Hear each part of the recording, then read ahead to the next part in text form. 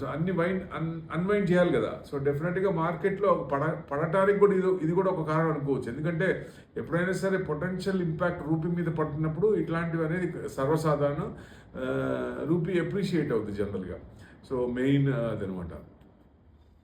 Market situation వరస్ట్గానే ఉంది. ఏం changes ఏం లేవు, యుద్ధం ఏం ఆగలేదు. Plus straight of Hormuz open అవ్వలేదు. యుద్ధం నడిచినా పర్వాలేదు, మనకి ఇంకోటి నడుస్తూనే ఉంది పైన.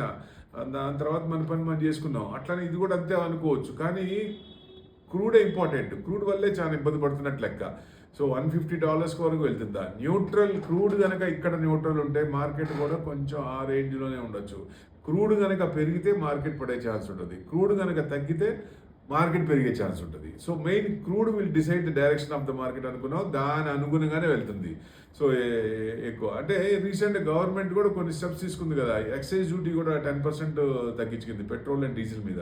అంటే ఎలక్షన్ అని చేశారా, లేకపోతే ఎలక్షన్ తర్వాత లాస్ట్ క్యాంపెయిన్ ఎలక్షన్ రోజు అయిపోయిన రోజు ఆ రోజు మళ్ళీ పెంచుతారా? ఇది కొంచెం డౌటే. ఎందుకంటే ఎలక్షన్స్ టైంలో తగ్గిస్తారు, తర్వాత మళ్ళీ పెంచుతారు.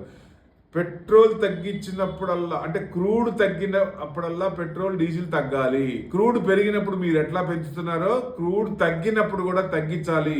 ఈ సొమ్ము ఎవరి జేబులోకి వెళ్తోంది?